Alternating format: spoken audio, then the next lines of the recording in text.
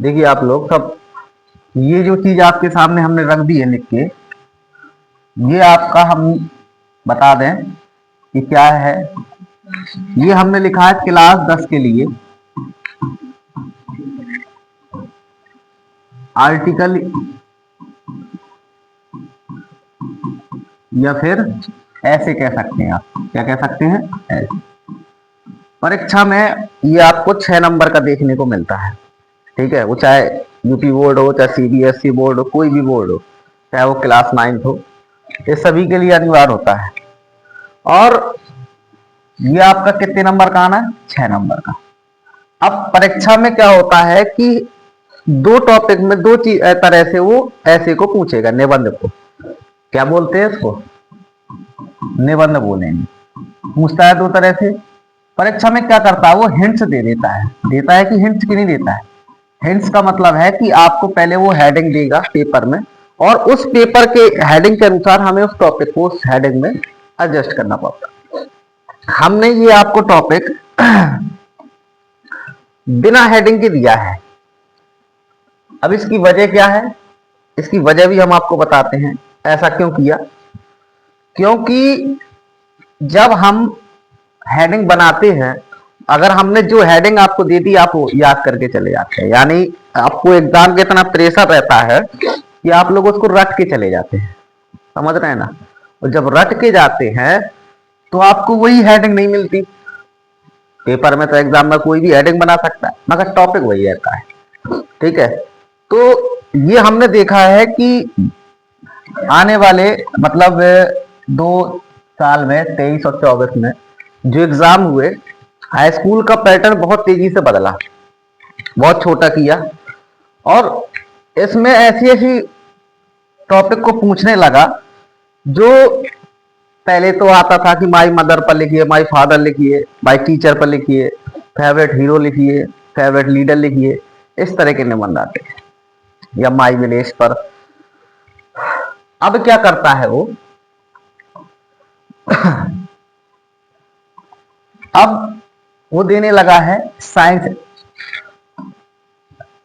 Exhibition पर। इसको क्या बोलते हैं, विज्ञान प्रदर्शनी। क्या बोलते हैं, विज्ञान प्रदर्शनी। हमने इसका ट्रांसलेट भी आपको यहां रख दिया है, ताकि आप जब इसको टॉपिक को पढ़ें, याद करें, तो हिंदी की सहायता ले लें। क्यों, क्योंकि हमें कुछ चीजें निबंध क्या होती हैं, लिखना होते हैं कितने शब्दों में, 80 से 100 शब्दों के बीच में, इतना लिखना है। एक पेज हमारे लिए पर्याप्त है। हम हेडिंग को बहुत अच्छे से बना भी सकते हैं। तो हमें क्या ध्यान देना होगा कि इन सब को लिखने के लिए सबसे पहले हम अपना एक बार हिंदी में इसको पढ़ लेते हैं, फिर हम इसका ट्रांसलेट करके समझ लेंगे कि विज्ञान प्रदर्शनी का निबंध कैसे, टॉपिक कैसे लिखा जाता है। ठीक है, डिवाइड भी कर सकते हैं, पैराग्राफ टू पैराग्राफ भी लिख सकते हैं। जैसी वो हेडिंग पूछेगा वैसा आपको लिख देना है। समझ गए इस बात को। अब देखिए, सबसे पहले विज्ञान प्रदर्शनी में होता क्या है, आपको लिखना क्या है। इसमें बताया गया कि विज्ञान प्रदर्शनी 28 फरवरी 2024 को, अब यहाँ पे डेट कोई आप अपने हिसाब से लिख सकते हैं, डेट की कोई अनिवार्यता नहीं होती है, को हमारे कॉलेज ने राष्ट्रीय विज्ञान दिवस के अवसर पर विज्ञान प्रदर्शनी कार्यक्रम आयोजन किया। ठीक है, अब यहाँ पे राष्ट्रीय विज्ञान दिवस था तो उसने वो डेट ले ली। अब आपके यहाँ कोई और फंक्शन हो रहा है, उसमें भी विज्ञान प्रदर्शनियां होती है, जरूरी नहीं है कुछ ही दिन हो जिस दिन विज्ञान दिवस हो। इस विज्ञान प्रदर्शनी का नाम विज्ञान प्रदर्शनी, क्या नाम रखा गया, विज्ञान प्रदर्शनी का नाम विज्ञान प्रदर्शनी ही रख दिया गया।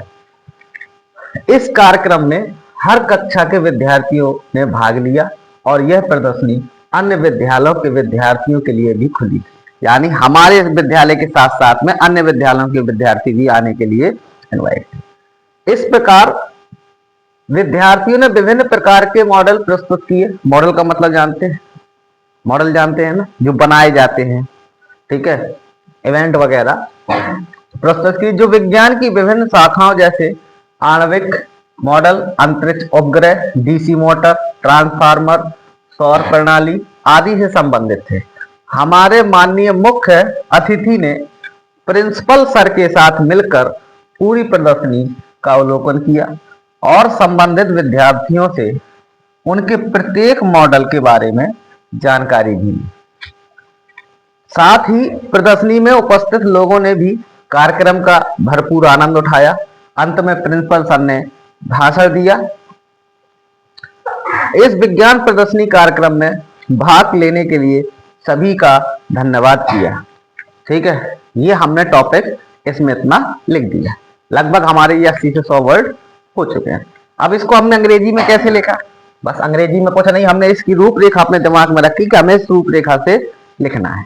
जो उन बच्चों के लिए जिनको मतलब याद नहीं होता कि आप इंग्लिश की सहायता, हिंदी की सहायता से अंग्रेजी को लिख सकते हैं। तो इसमें क्या है, on 28 February 2002 for our college organized a science exhibition program on the occasion of National Science Day। फिर इसके बाद कहा this science exhibition was named exhibition science, यानी विज्ञान प्रदर्शनी ही नाम रखा गया। Students from every class participated in the event and the exhibition was open to the students from other school, यानी हमारे स्कूल के सभी क्लास के बच्चों ने भाग लिया और इसके साथ साथ में अदर स्कूल के बच्चे भी हमारे पास उस विज्ञान प्रदर्शनी में भाग लेने आ सकते हैं।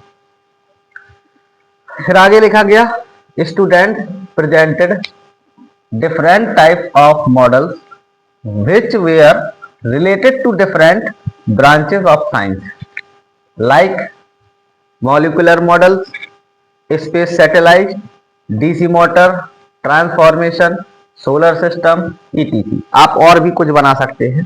ठीक है, our honourable chief guest along with the principal sir surveyed the entire exhibition and also took details from the respective student about each of their models simultaneously.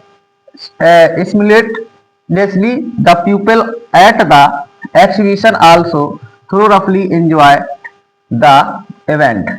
In the end, the principal sir also gave a speech and thanked everyone for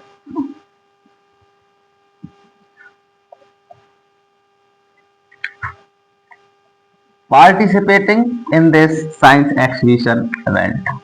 ठीक है, बस आपने इतना लिखा और आपका क्या हो गया, निबंध लिखकर तैयार हो गया।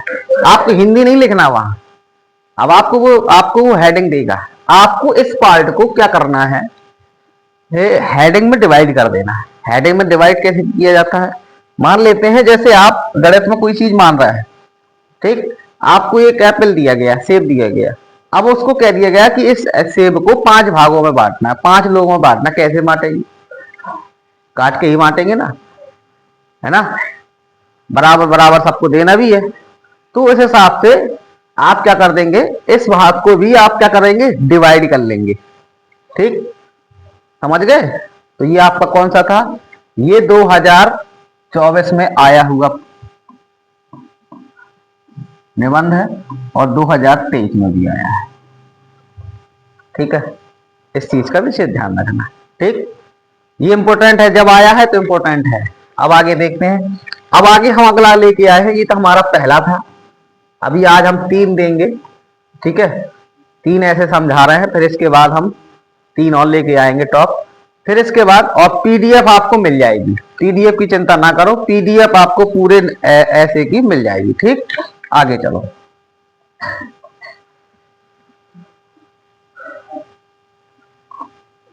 अब अगला देखो, आगे है इंपॉर्टेंस ऑफ स्टडी।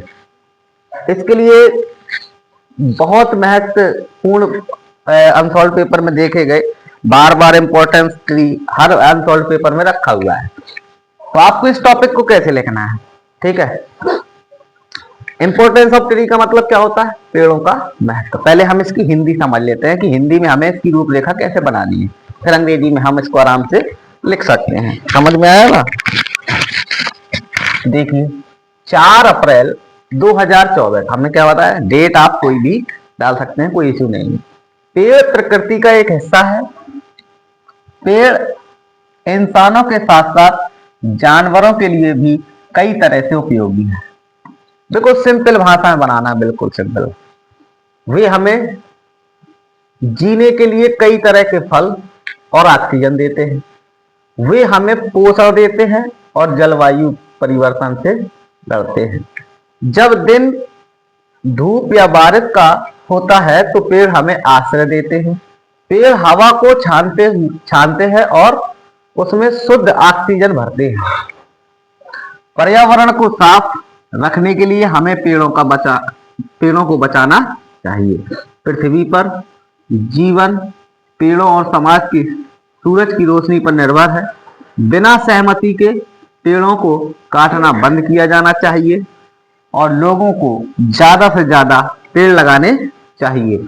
हमें पेड़ों को नुकसान नहीं पहुंचाना चाहिए क्योंकि वे हमारे शरीर और दिमाग को पोषण देकर हमें स्वस्थ रखते हैं। ये हमारा हिंदी की हमने रूपरेखा अपने मन में बना ली। ठीक है, अब हम इसको अंग्रेजी में लिखते हैं। अंग्रेजी में कैसे लिखेंगे? इंपॉर्टेंस ऑफ ट्री, हेडिंग आएंगी तो हेडिंग में डिवाइड कर लेंगे। ठीक है, लिखना क्या है, मैटर क्या मायने रखता है। हेडिंग तो हम अपने आप एग्जाम पेपर में, हमें बोर्ड पेपर में क्या रखी मिलेंगी, हेडिंग बनी हिंट्स में लिखी मिलेंगी। आपको करना क्या है, इसमें लिखा है 4 अप्रैल, आप डेट शो कर सकते हैं। अब ट्री के बारे में सबसे पहले तो इंट्रोडक्शन लिखना होता है, तो वो आप समझिए कैसे लिखना है। आपको मैटर क्या लिखना है, trees are a part of nature, trees are useful to mankind as well as animals in many ways. They provide us with many fruits and oxygen for living.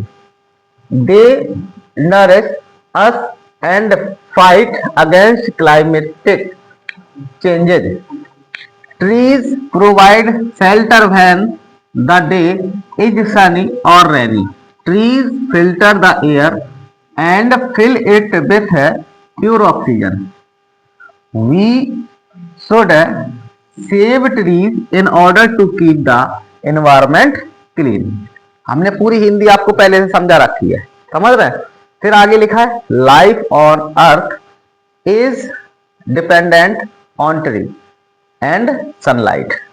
Cutting trees without consent should be stopped. हमें क्या करना चाहिए, इन्हें काटने से रोकना चाहिए. People should plant more and more trees. We should not harm the trees because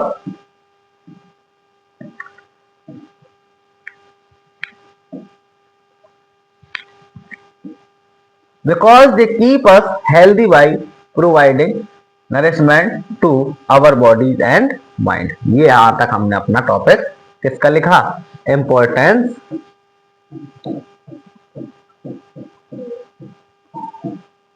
of trees, यानी पेड़ों का महत्व. ठीक है, बहुत इंपॉर्टेंट है, कई बार आया है एग्जाम में, समझ रहे हैं. ये इंपॉर्टेंट टॉपिक ही आपके लिए रखे गए हैं. ठीक, अब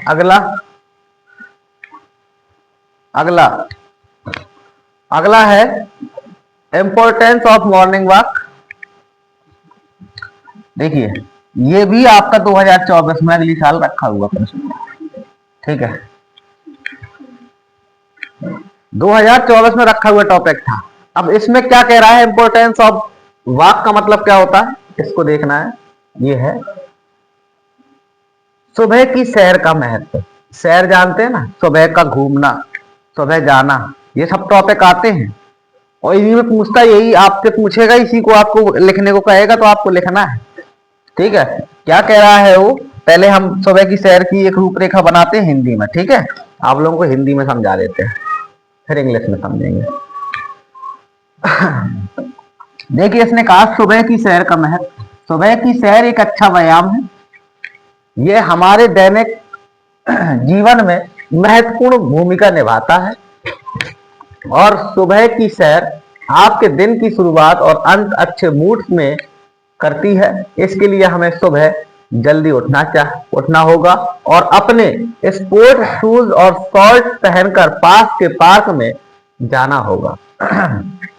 इससे हम सुबह की ताजी हवा में सांस ले पाएंगे, जो ताजगी देने वाली है। क्या करने वाली है? ताजगी देने वाली है, ठंडी और स्फूर्तिदायक होती है।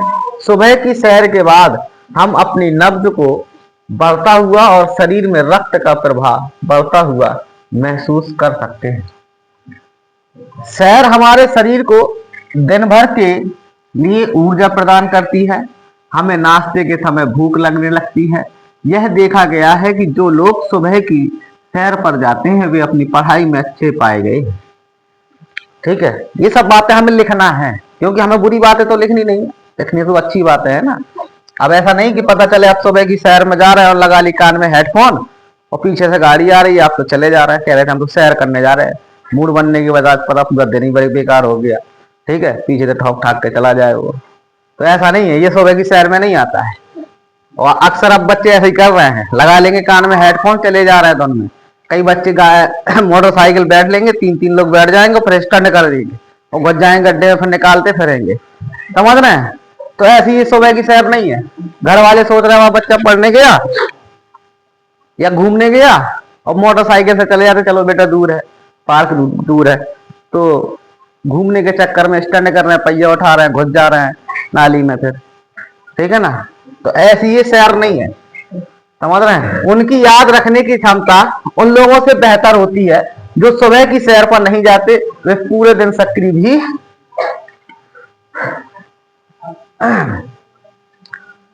तो अब आगे देखते हैं, हमने इस रूपरेखा को हिंदी में पढ़ लिया, अब हम आगे इसको अंग्रेजी में कंप्लीट करते हैं। ठीक है, लिखा है इंपॉर्टेंस ऑफ मॉर्निंग वॉक। देखिए मॉर्निंग वॉक पे हमने क्या लिखा? Morning walk is a good exercise, it has an importance role in our daily life. हमें परीक्षा में ये नहीं लिखना है, हम हिंदी पहले समझा रहे हैं, तो आप सोच रहे हैं कि हिंदी आप समझाए तो हिंदी लिखे आएंगे तो अंग्रेजी का काम।